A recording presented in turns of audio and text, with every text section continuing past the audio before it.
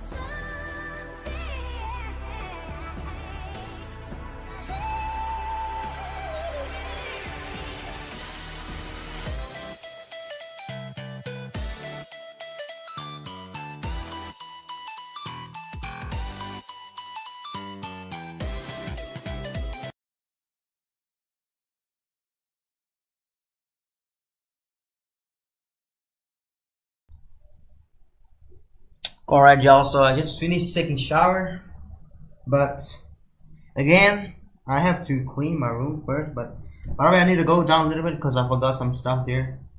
So, we will. Oh shit. Why the stream is so delayed in YouTube?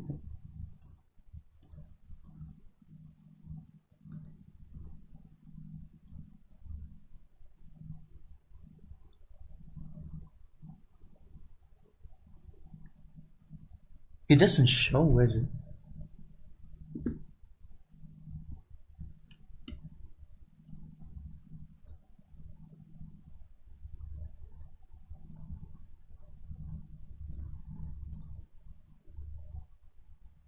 I didn't enable, but it's like late.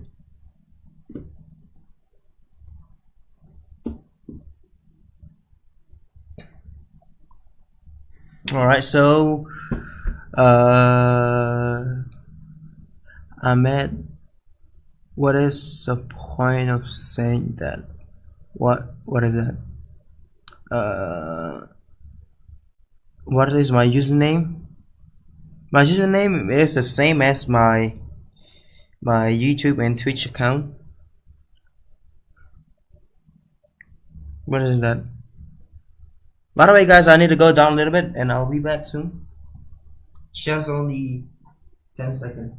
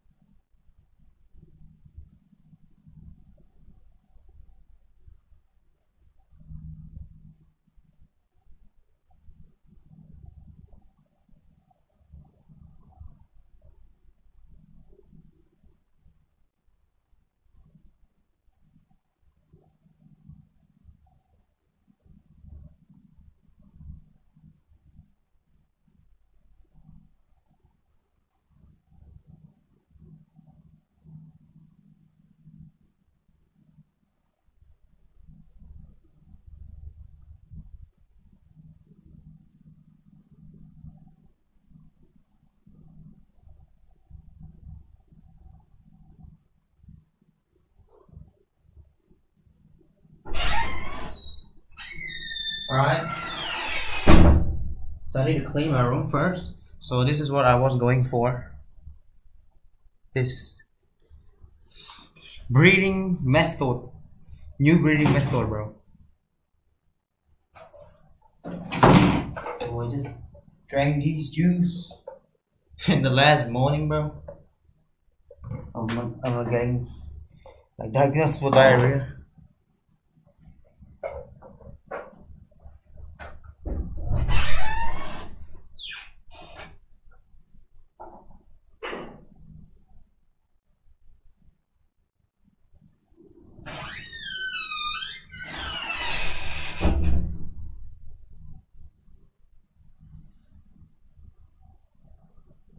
I don't see many mess here.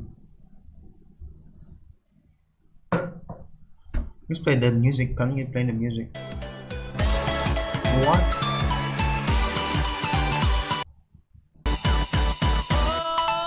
Nah, bro. I take off my headphone. I know, man. Just clean my room first. So we water bottle around here.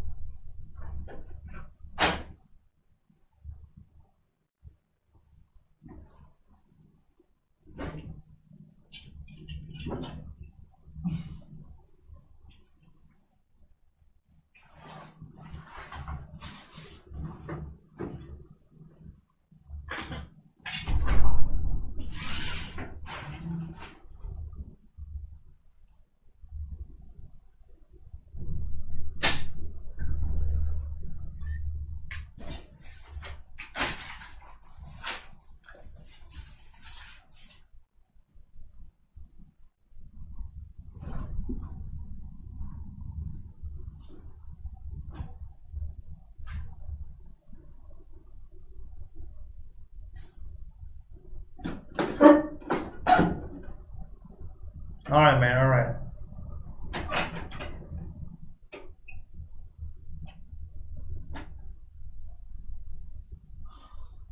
I've lost my book again. Oh, right here.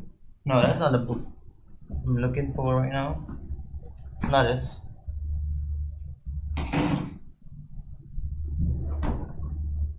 It's the damn book I'm looking for, huh? Oh, wait. No, it's right here. The specific book, because What did you send again where I couldn't see the message, man? What is that?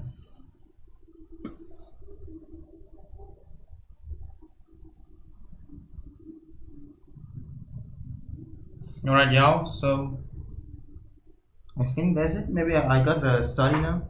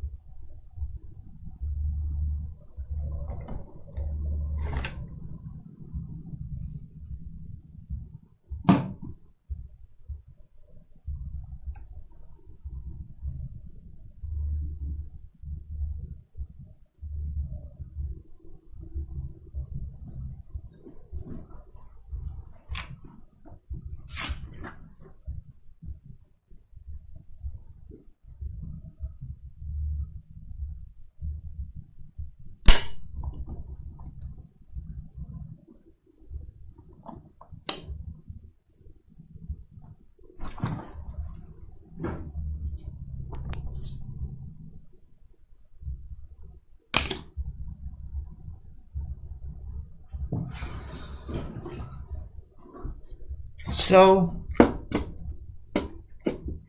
what do you mean your mom's sleeping? What did you say? What the hell are you doing, bro? Are you fighting something? Country I'm leaving. In Cambodia, bro. Wait, there's no anyone on Twitch yet? I don't see any comment on Twitch yet.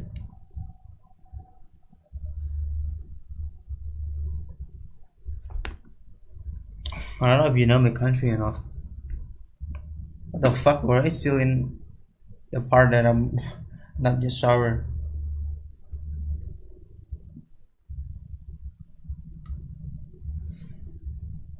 Wait, the stream is delayed again? Shh, come on. It is like I think maybe 10-second delay.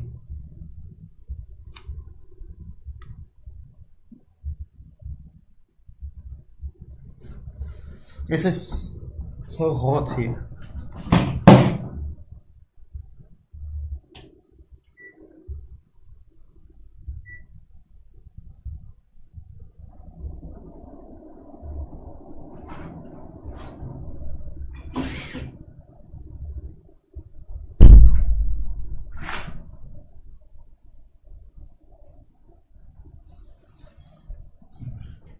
Let's start studying. I'm going to study physics today.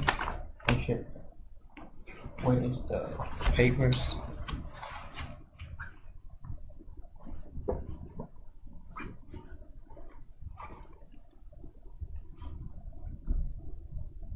Man. Alright.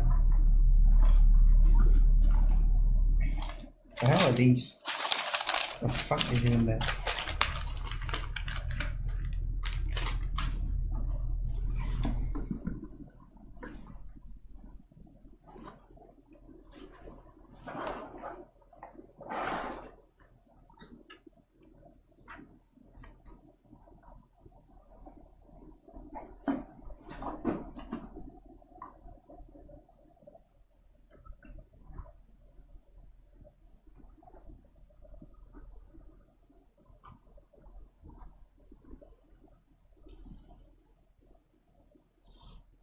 You gotta be kidding me, man.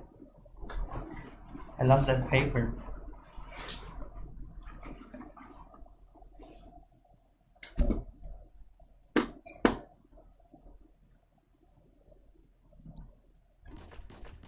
The fuck?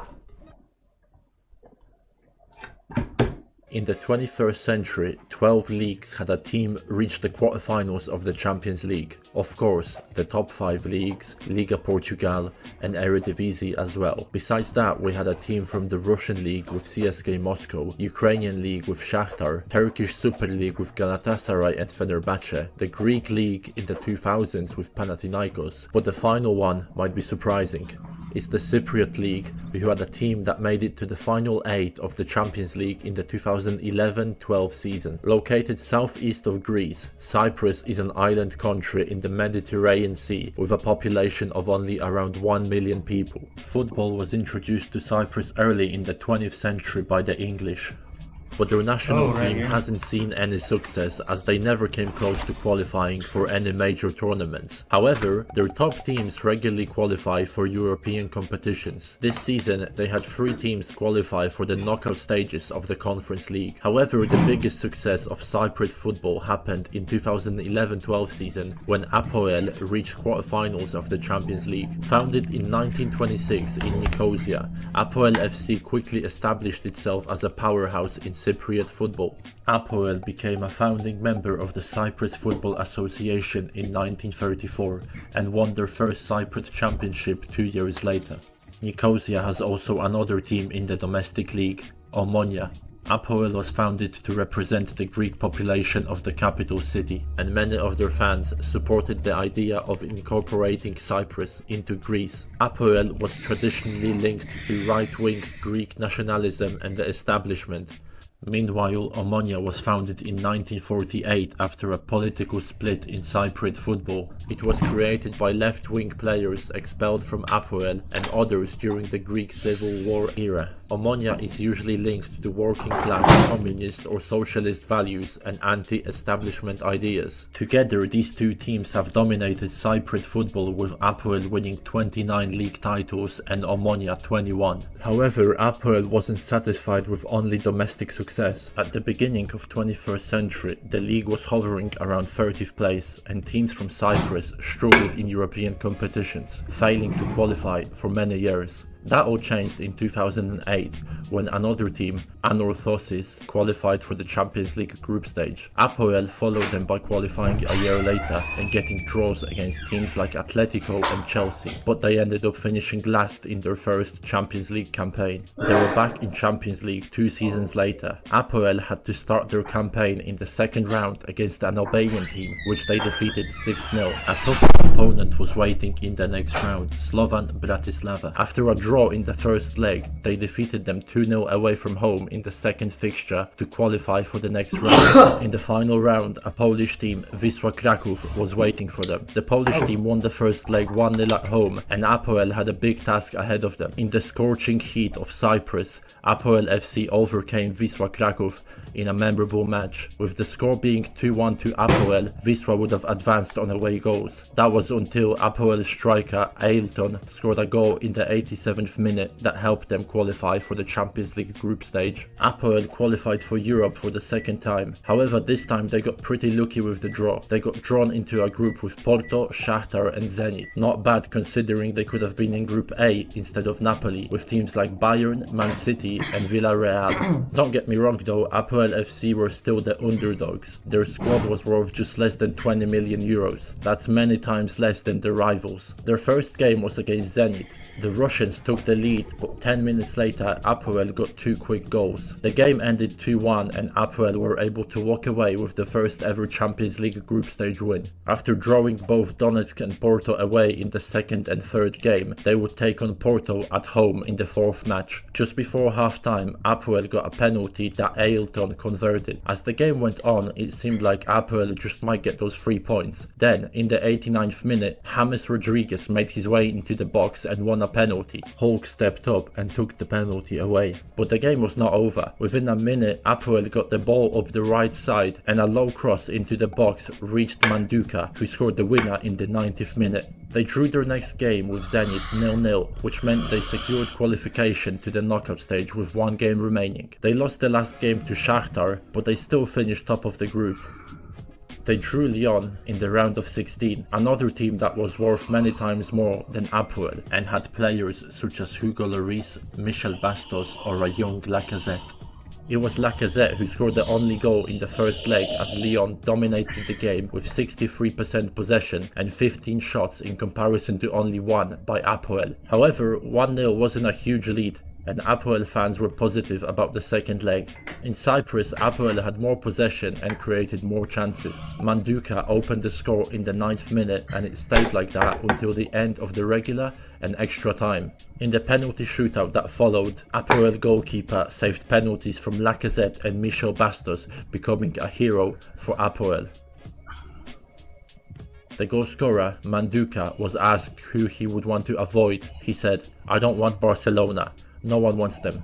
Or Real Madrid. Sadly for him, they did get Real Madrid. The Cypriot team got to play against some of the best footballers in the world, but it was at a cost of being eliminated. Real Madrid proved to be too much for the underdogs. The Spanish team dismantled a side that was very good defensively throughout the tournament by beating them 8-2 on aggregate. I think that what separates this story from other underdog stories is that the Apoel team didn't have any players that were superstars before or after this season. For example, Fenerbahce had experienced players like Alex or Roberto Carlos.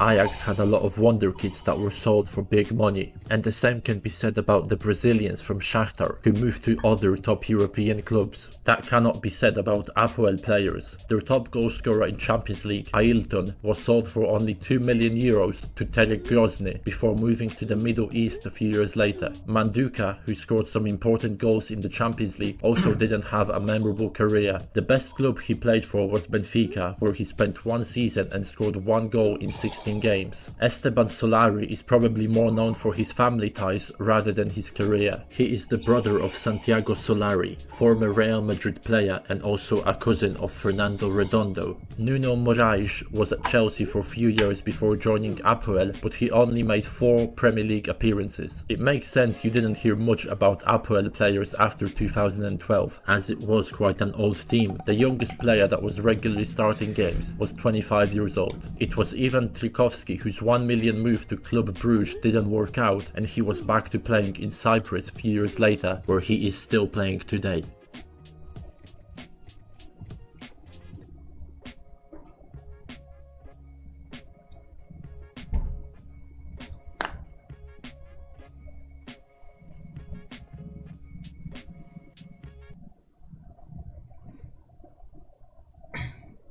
How did she got up there?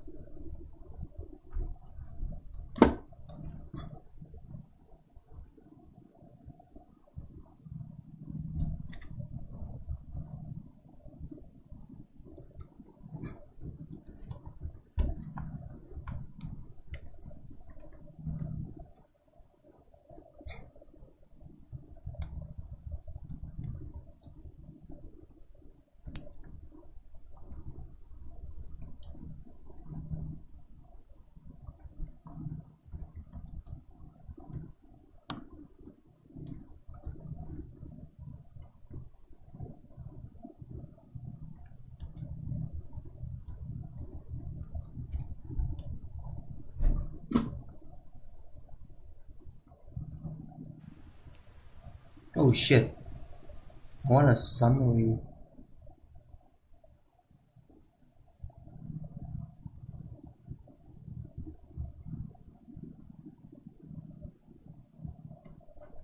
Yeah, hi. Troll mine. Yeah, it was good, man. Bro, it's very long. I want like a very short video. ពេលដែលឈើច្រត់របស់គាត់ដកអត់រួចគាត់ឆ្ងល់ថា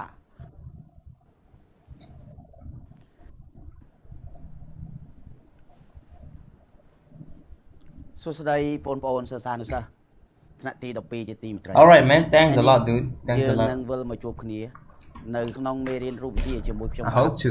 ឈ្មោះយិនអៀងមកពីវិទ្យាល័យបាត់ទូហើយក៏យើងបានបញ្ចប់នៅចម្ពោះ2រួចរាល់ហើយឥឡូវនេះយើងនឹងបន្តចូលដល់ចម្ពោះ3ហើយចម្ពោះ3នេះគឺជាចម្ពោះមួយដែលជាចម្ពោះបញ្ចប់កម្មវិធីថ្នាក់ទី12នៅមុខវិជ្ជារូបវិទ្យារបស់យើងហើយចម្ពោះទី3នេះគេសិក្សាពីអីនៅក្នុងចម្ពោះទី3នេះគេសិក្សាអំពីអគ្គិសនីនិងម៉ាញេទិកគេសិក្សាអំពីអគ្គិសនីនិងម៉ាញេទិកតែគេគួមពាក្យទាំងពីរនេះចូលគ្នាបានទៅជាពាក្យមួយ electromagnetic electromagnetic បាទគឺជាវិទ្យាសាស្ត្រមួយដែលសិក្សាអំពីទំនាក់ទំនងរវាងចរន្តអគ្គិសនី No, not Thailand, bro. From Cambodia. ក្នុងមេរៀននេះវាមានសារៈសំខាន់ណាស់ហើយក្រោយពីបងរៀនមេរៀននេះទៅបងត្រូវនៅក្នុងចម្ពោះនេះបងអាចយកចំណេះដឹងអំបាលបានទាំងអស់នេះដើម្បីទៅអនុវត្តនៅក្នុងជីវភាពប្រចាំថ្ងៃរបស់បងប្អូនអញ្ចឹងកុំឲ្យខាត់ពេលដើម្បីបន្តនៅមេរៀនថ្មីរបស់យើងនៅថ្ងៃនេះលោកគ្រូសូមកែបញ្ចប់កិច្ចការផ្ទះតាក់ទងទៅនឹងមេរៀនចម្ពោះ2ជាមុនសិនអញ្ចឹងសូមបងប្អូនទាំងអស់គ្នាតាមដានជាមួយលោកគ្រូបាទ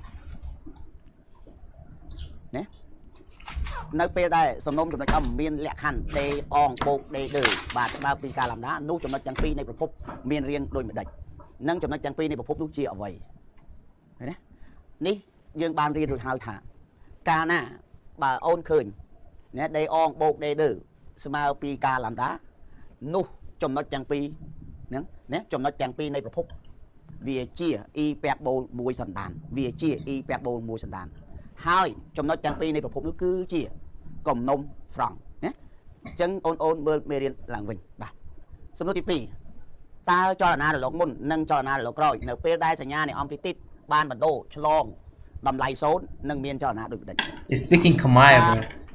It doesn't have like subtitle for English. It only has for Vietnamese, but not English. នៅត្រង់ចំណុចនេះគេចង់ប្រាប់ថារលកមុននិងរលកក្រោយI think I only have to like redo those exercise. I think just put some random video. Oh shit! Biggest illumination in football history, huh? Right.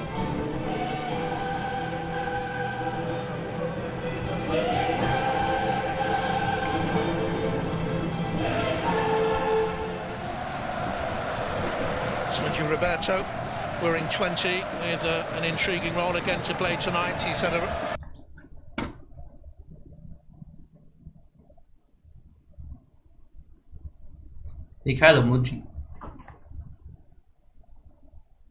What? It's been 1 month since I purchased 50% of Kahawa Pride FC, a professional football club based just outside of Nairobi, Kenya. And to be honest, things are not looking so good. We're second from bottom on the table, and I'm just now starting to understand the depths of some of the challenges our players face on and off the field. From food insecurity to poverty and even homelessness, the situation is far more serious than I expected.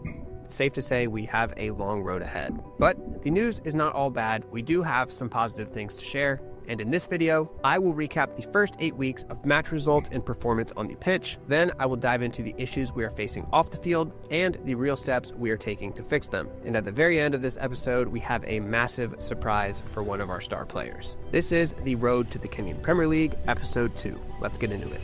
First, let's talk about the recent games. Barcelona. Also my favorite team. 1 win, 1 draw. Said it got knocked putting us last week, second man. to last on the table and at risk of relegation. The matches have been hard fought getting close, but offensively, we've been in an absolute drought, only scoring 7 goals across those first 8 matches. The loss of star striker Glenn Kaleem Gathinji is definitely having its impact on the club. He transferred to a second division club, 3K FC, during the offseason, but our younger players are stepping up, developing quickly, and we do expect to be in better form soon. Now, the tough results are due to several factors. First, we just earned our first ever promotion last season, so we jumped from county league to regional league. That is the 6th tier to the 5th tier of professional football, and considering only a handful of the 200 plus county league teams that get promoted each year, the level of play in regional league is significantly higher than what we were seeing in county league. And on top of that, a lot of our players are experiencing issues off the field that affect their ability to train, play, and even things like show up to practice on time. So things are a little bit difficult. Food insecurity, unemployment, and homelessness are common in Nairobi, and unfortunately, these issues are affecting several of our players. After learning about some of these problems, I knew we had to do something about it, so I met with the core members of our organization, and we developed a plan. And you might be wondering how I am able to make an impact living halfway across the world, and it really comes down to the amazing team we have there on the ground. So I want to introduce them really quick. First, we have Daniel Otto. He is Kahawa Pride's technical director and also the newly elected representative for the entire Nairobi East youth football region. He's been here since day one, and he knows everything there is to know about football in Kahawa. Next up is Matthias Olander, who owns the other 50% of the club. He worked closely with Otto to bring the club to life in 2022 and was actually the one who initially got me involved with the club. And lastly, we have Laura Angeli, a content creator, artist, and public figure from Nairobi, who has joined our team to help gather content and help us produce documentaries and episodes just like this one. And there are a ton of people that I'm still meeting and a ton of people that help the club run every day, but these are the core people that I'm working with on a day. Hey, ChatGPT, help me please. Wait.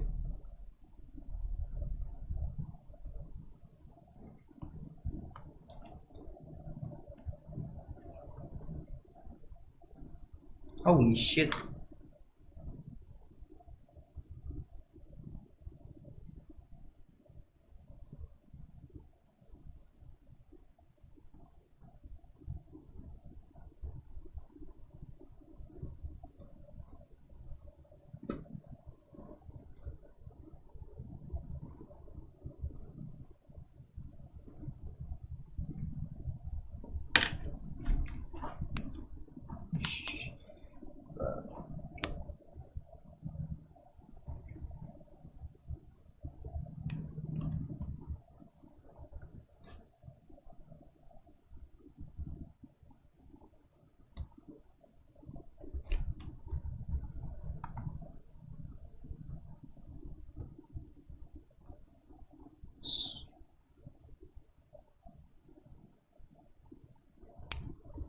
How do I say that, bro? I don't know how to say that in English.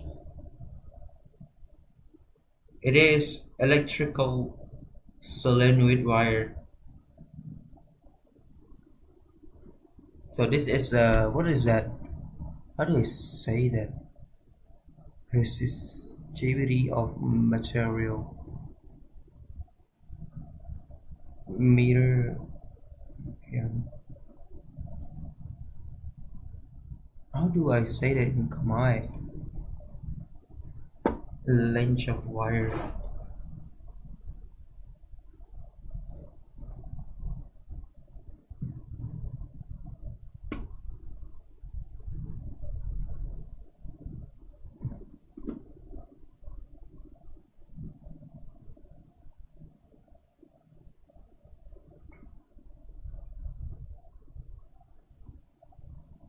B của đây mình nhận định.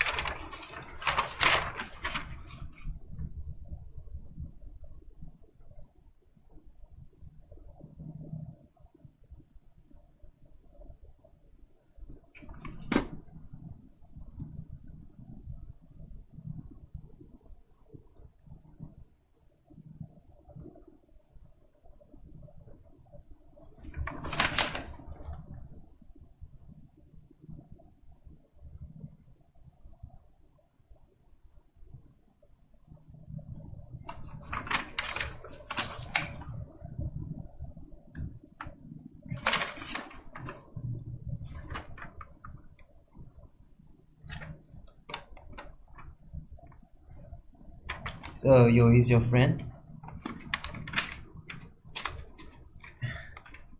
He was soccer or football.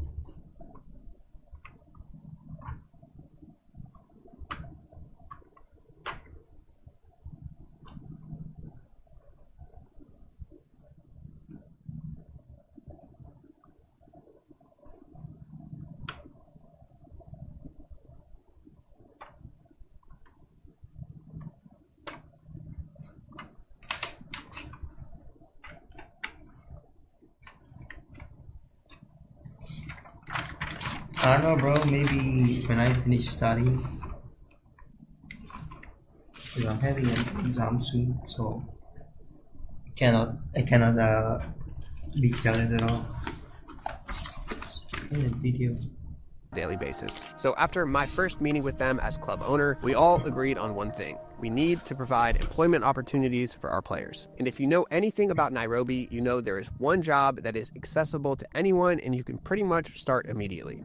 A bike rider. If you have a motorbike, you can make money. By giving people rides or helping transport goods, it's a consistent way to earn a living, and we knew that it could provide an opportunity even if we started with just one of our players. Now, all we needed was a motorbike. Otto knew about a bike shop in Githurai, about a half-an-hour drive east of our home pitch in Kahawa West, so we drove out there to meet with the bike shop owner and negotiate a deal. After stopping along the way for some porridge, we arrived around 4 p.m., just enough time to get the bike and bring it back home before dark. Here's a look from outside the shop, positioned next to a local butcher. We arrived and checked out the new bike that we were about to purchase, a beautiful new Boxer motorbike, a very common type of bike seen throughout the streets of Nairobi. After talking with the shop owner, our head coach, Coach Kim, and Otto, made sure all the paperwork was good to go. We had to handle the insurance and the ownership title. And after that, we were good to bring it back home. One of Otto's friends, Kade, drove it back. Oh, you're from Indonesia.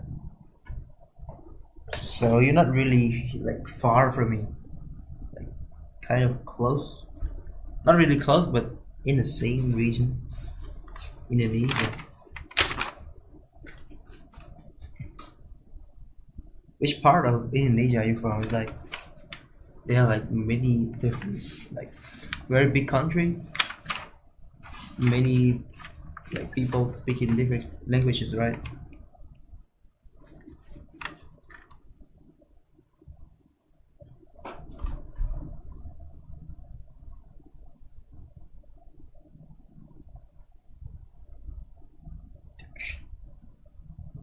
Induction. How do I find the image?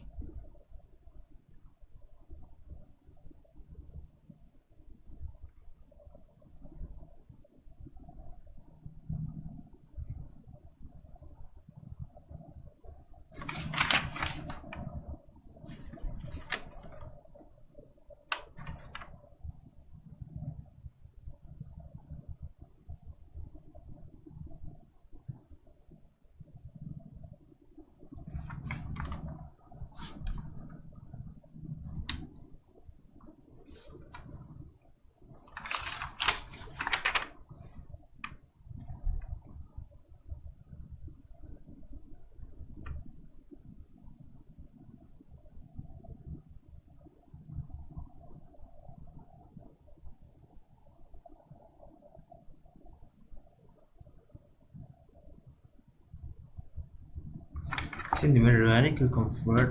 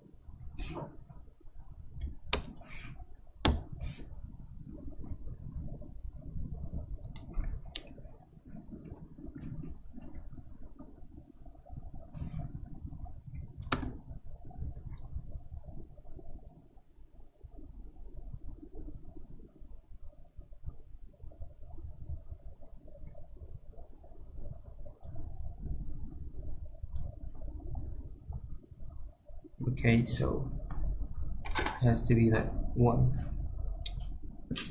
Oh shit. Where's my pen? Wrong pen, man.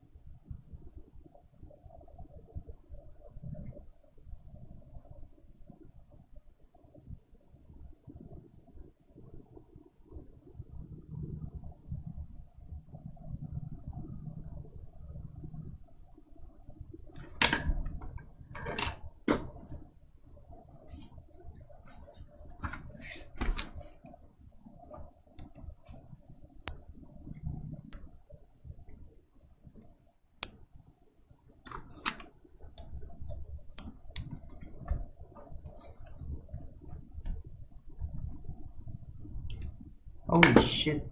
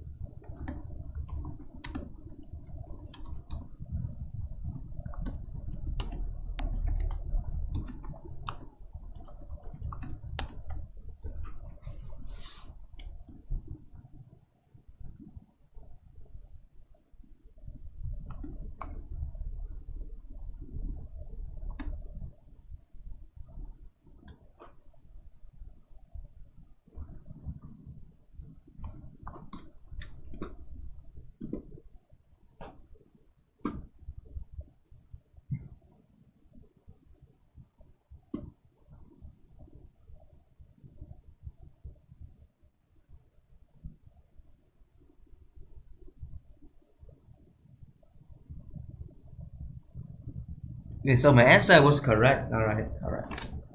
So we in Tesla.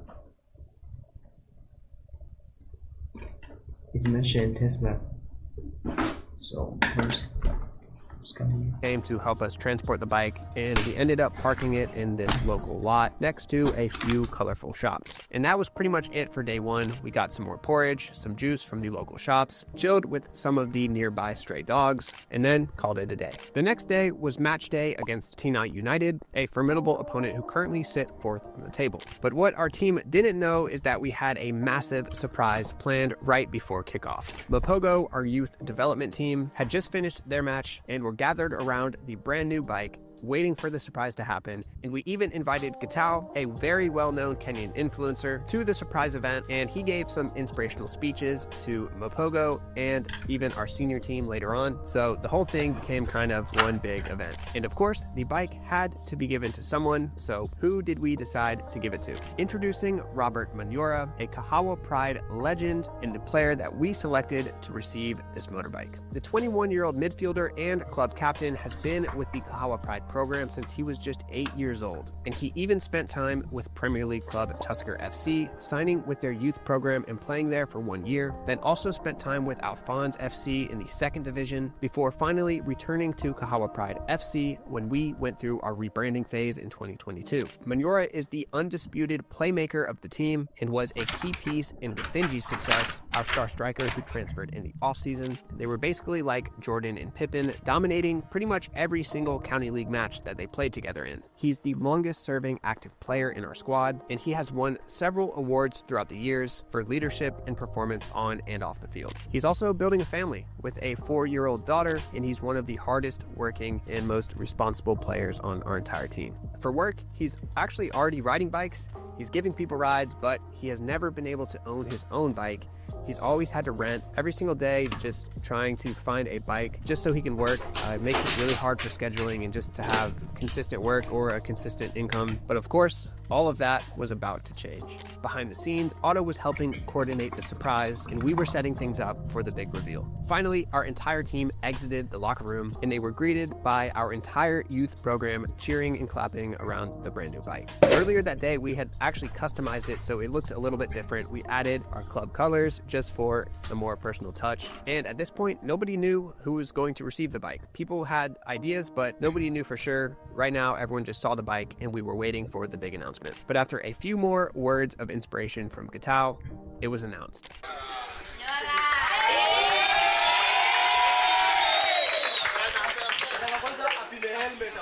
After putting the helmet and vest on, Manora gave it a test ride, and just like that, he had a brand new bike with the entire club around him in support of it all. No more renting, no more inconsistent work schedules, just ownership of the bike, his time, and his future. For the first time in a long time, it felt like things were moving forward, and as a club legend and captain of our team, nobody deserved it more than he did. And here's what Manora had to say about it all. Gift, yes, I know it feels amazing. How does it feel, and how do you think it's going to change your life? First of all, I don't know how I'll thank the people involved in this. Deep down, I'm crying. I'm a man to see tears. It will be so unfair, but deep down, I'm crying and thanking the people who are involved. I think it will change my life, first of all. I will focus in football because I've been struggling a lot. Borrowing. I don't know how to say thank you and how I will say thank you, but deep down, I feel myself, and I thank the people who are involved. Thank you so much. No more of borrowing. No more of borrowing, no more of struggling. I'll be attending training on time. I'll just plan my schedule well. And I thank everyone. I'll still thank them until now. Just like Manora said, thank you all for watching and supporting this channel. This is just the first step of many that we will take to continue building our club and climb.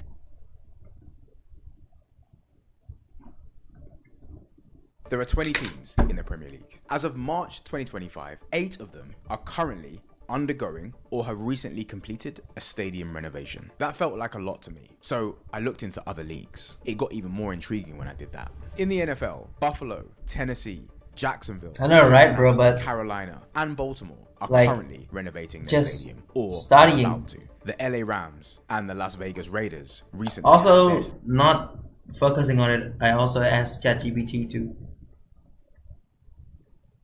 stadiums completed too. These stadiums aren't cheap either. Real Madrid's incredible new stadium cost 1.76 billion euros. That new stadium that Manchester United have just announced will cost 2 billion pounds. The LA Rams SoFi Stadium cost $5.5 billion. So what on earth is going on? Why are all these sports teams spending? I couldn't find a formula for, like, how do I say that in English? It's all in French word. Find a language or something. How do I say that?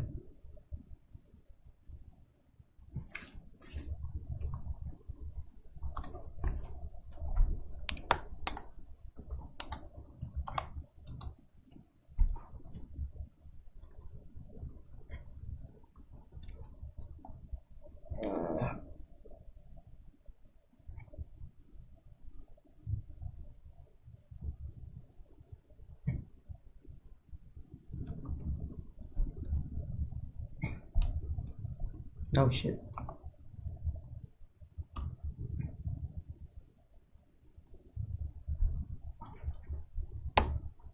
-5 Tesla.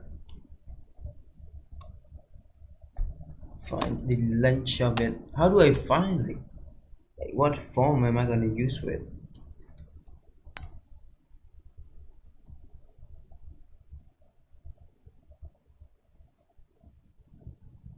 Oh, bro, many people here.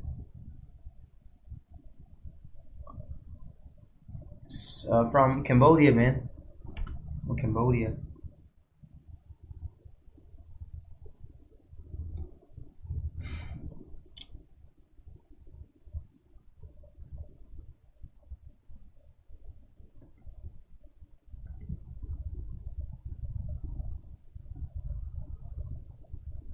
What? It's supposed to be called. Oh, simple. This is why I was confusing. I thought L and D was different because D stands for length, but I mean L stands for length and D is also for length, but I don't know like they were different. So I'm still gonna use the same formula. B equal M0 E 2 pi equal times dn. Find D instead. It's gonna be like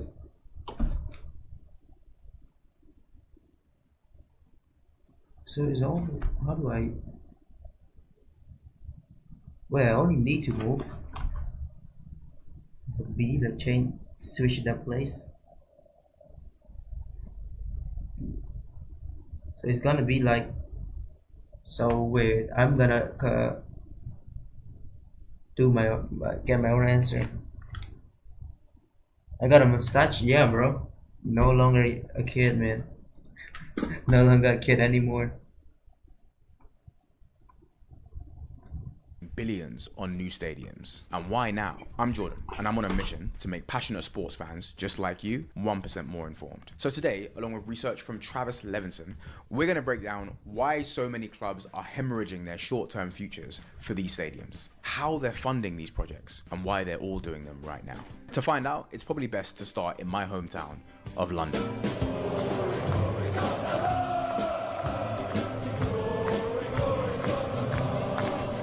Tottenham Hotspur have the best stadium in the country. Remember that season where Tottenham spent a whole summer without signing a single player? This graph showing the revenue of Tottenham going back 10 years will explain why they did that. You see, there are three ways in which Premier League teams can make money: broadcast revenue, commercial revenue, and match day income. In 2014, Tottenham played here at White Hart Lane. The capacity of the stadium is just over 36,000 people. Fast forward to today, and Tottenham play here. This masterpiece has a capacity of just under 63,000 people. You can clearly see how match day income has risen as a result of their new home. That was the exact same for Real Madrid too.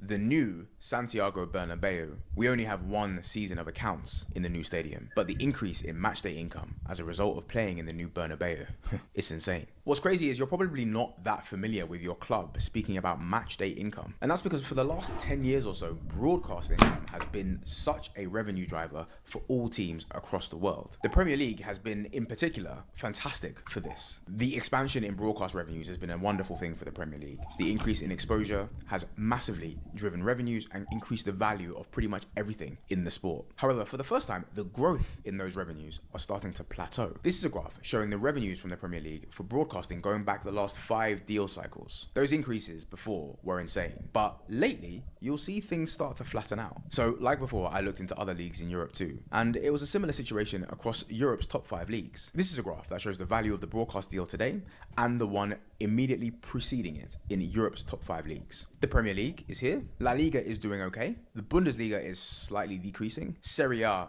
is falling. And France, yeah, there's a problem there. If you've been a follower of my channel recently, you'll know the situation that France are in. So if the broadcast rights, which have been such a big portion of teams' revenues, are starting to plateau or in some cases fall, then how are clubs going to match or increase their revenue year on year? Well, they have to take matters into their own stands. My newsletter is growing faster than ever. Join the thousands from Cambodia, who man. receive this weekly newsletter to your email inbox every Monday at 11 a.m. UK time, breaking down a new story I gotta about the calculate business this. of sports. Click here for the first link in my description to find out. Now, let me show you how much these stadiums really mean. Back to the matchday revenue point. Matchday revenue is far more controllable than broadcast revenue. Well, hold on a second. A stadium has a fixed number of seats. Once you sell out the stadium, how else can you control the revenue? It's a fair It's question. like 0.53 something.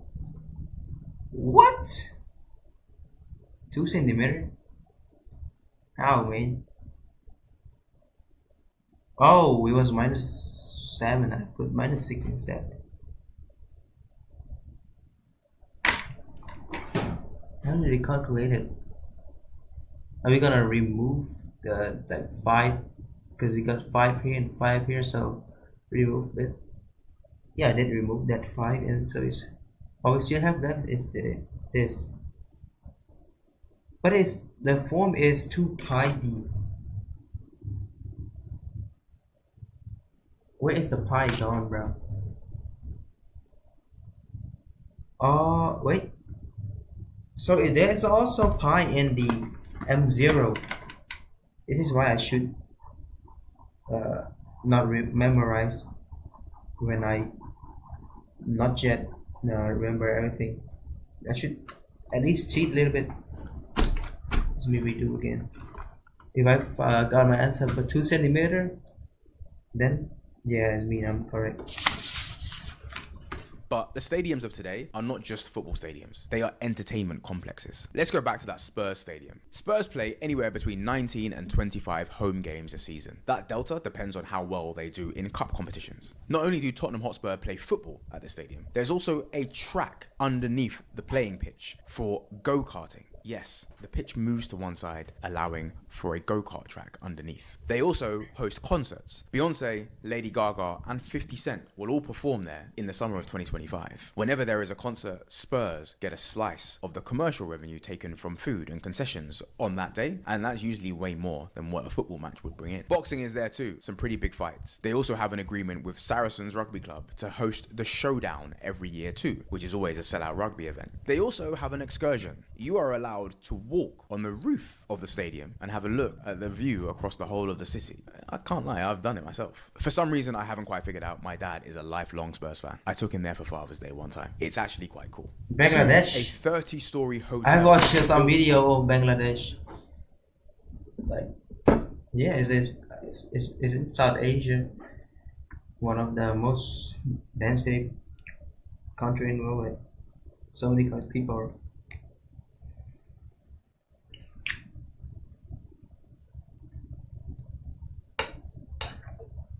I didn't watch a whole video of Bangladesh that moment. Like some Spanish guy went to Bangladesh. Yeah, they said also Bangladesh is one of the most produced country, like they produce like shirt, like stuff like shoes, something. Like the material, not the shoes brand, something like more about the material. Like brand material, mostly from Bangladesh. How did they say that?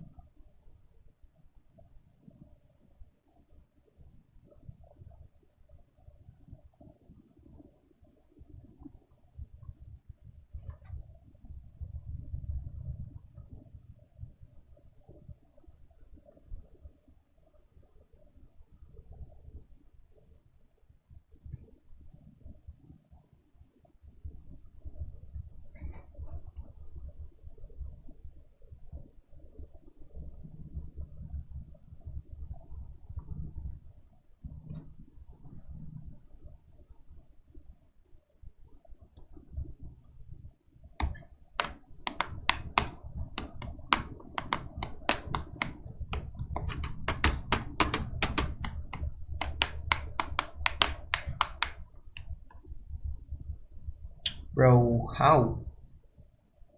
This is a measure in Tesla. And wait.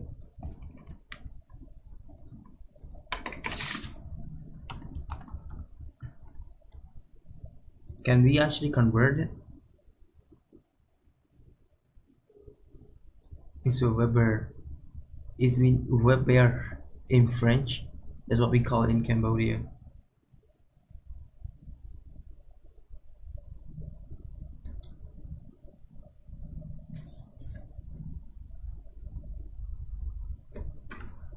So my answer is 2 times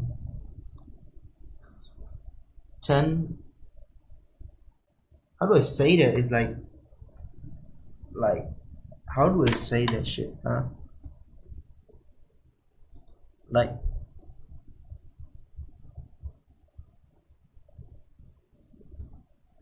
it is that one. This is my answer. How do I say that in English?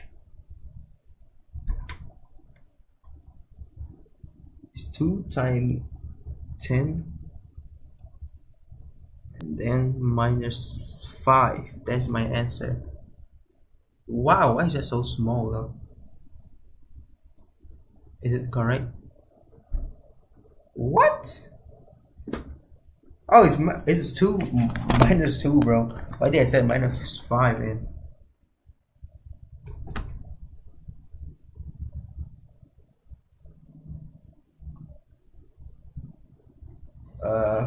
8 to be the most density populated countries in the world. No need to play Roblox?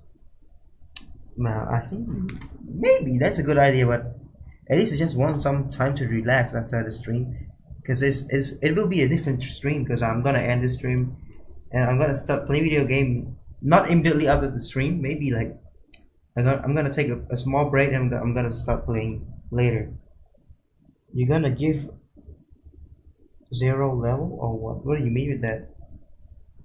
Are you talking about Bangladesh being the top 8 most density like populated country in the world, or 0 to 1? Alright, so I got a correct answer, but it's measured in meter. So 10, how do I say that? I don't know how to say that. So it equal 2 centimeter, like minus 2 something. 2 centimeter. So let's go to the third here. Okay, so we got a new type of exercise.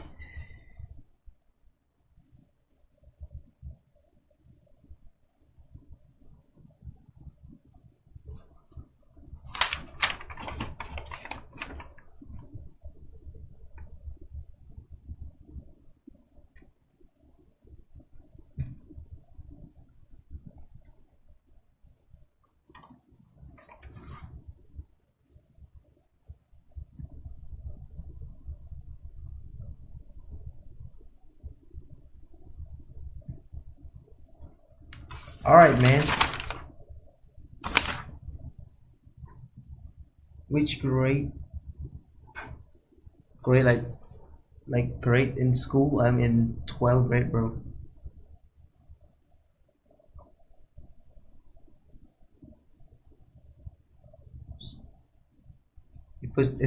It's gonna put my brain to sleep. I don't know, 2, man, maybe. But in the last 3 days, I keep messing up my sleeping schedule because I watch the Champions League. Yeah, man, I'm using ChatGPT for correcting my calculating. Like, cause I don't know if I calculated right or wrong.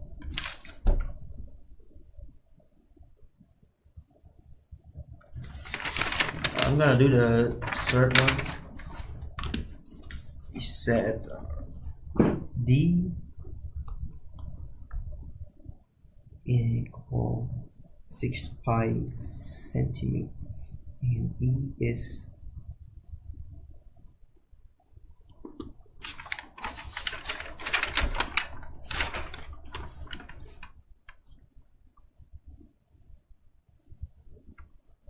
what is different between the D and the big D and the small d? Oh, it's right here.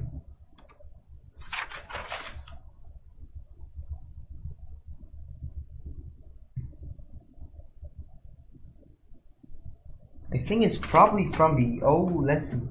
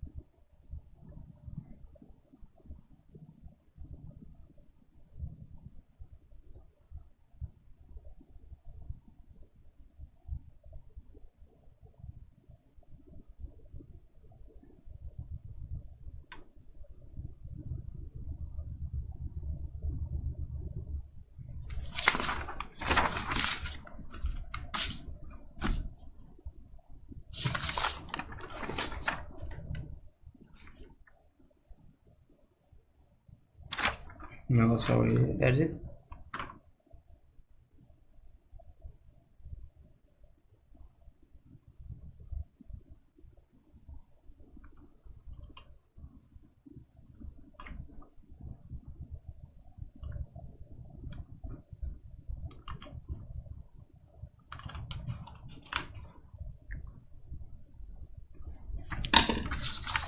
So it's doing. I'm afraid that I did it wrong.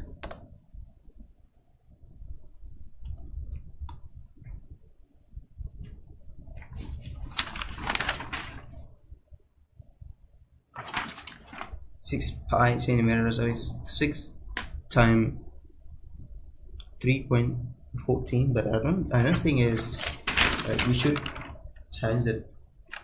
It's supposedly we subtract it with another thing that has pi in it, and intensity was given 3h. I don't know how to say those in English, only in French, because they taught us how to say it in French. Find B.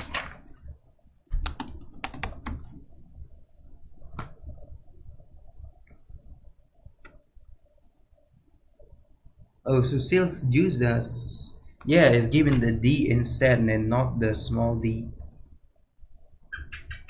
So that's it.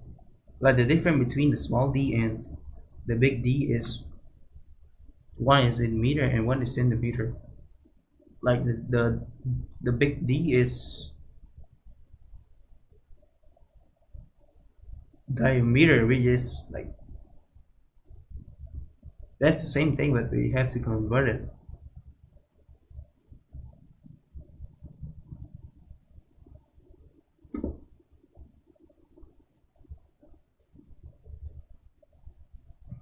So it's just simple.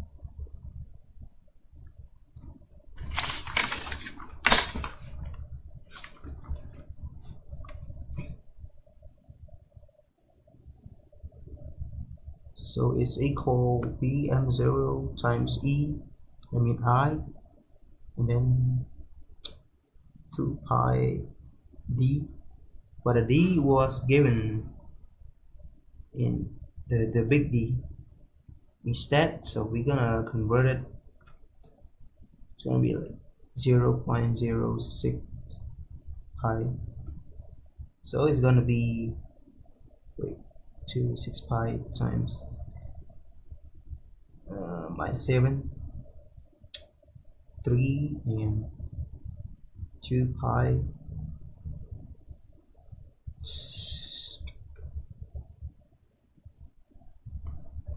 Just put it like 6 times.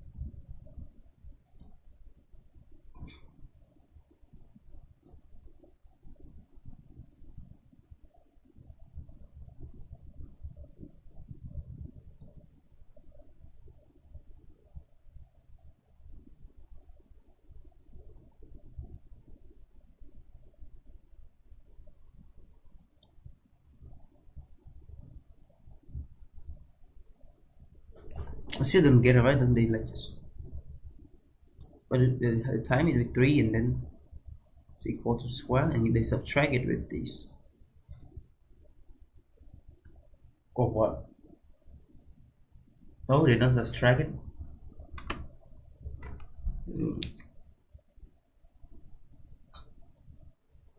I do it like in a different way from AI.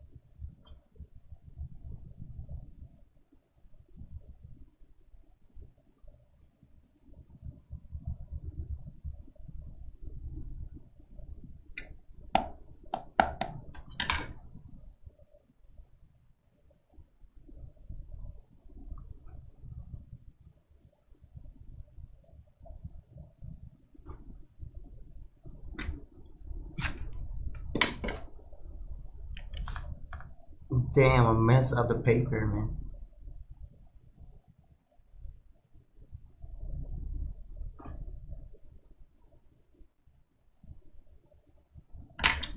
How, man?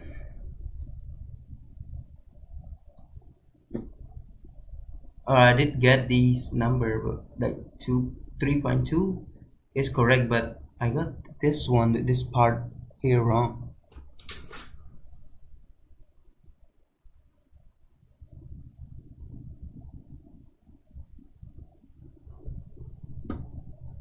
Because I already moved it, like they did convert it.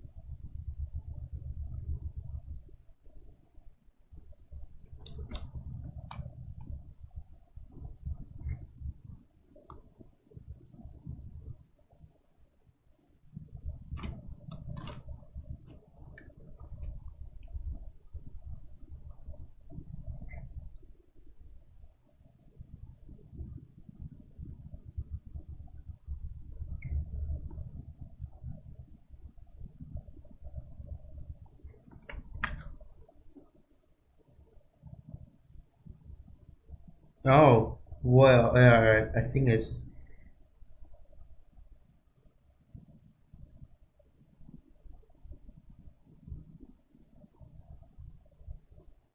Alright, so this is my final answer.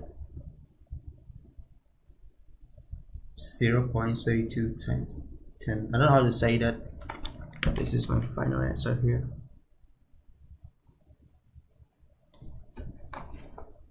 Wait, this is at the end still the same answer as the last one.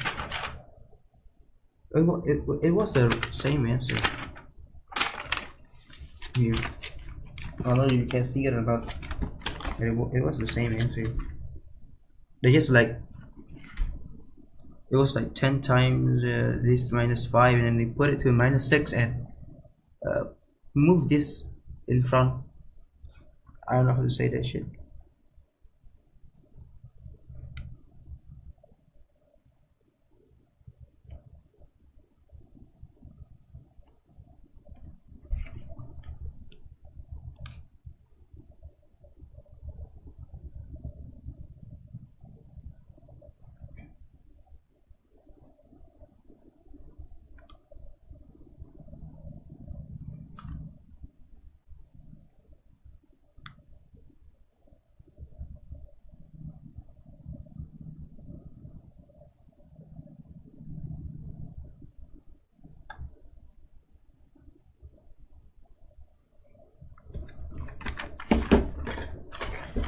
Shit.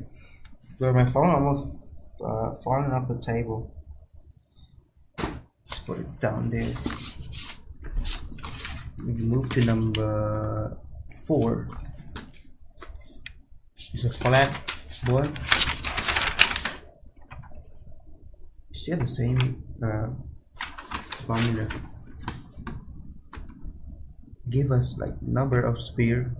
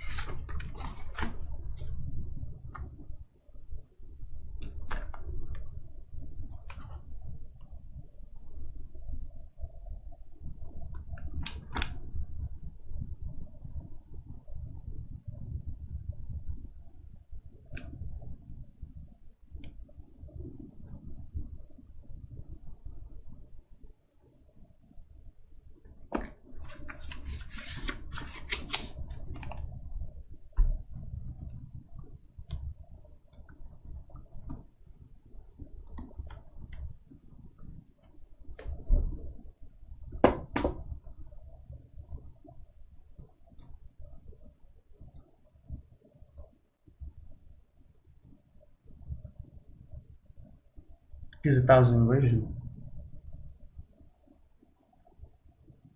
You just put like 4 times 10 and then like minus negative 3 something.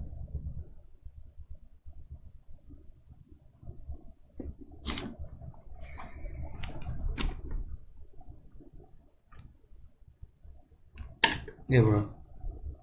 We'll be back in an hour, and I'm gonna, yeah, maybe like stream some game a little bit, and I go to sleep. Alright, I'll see you.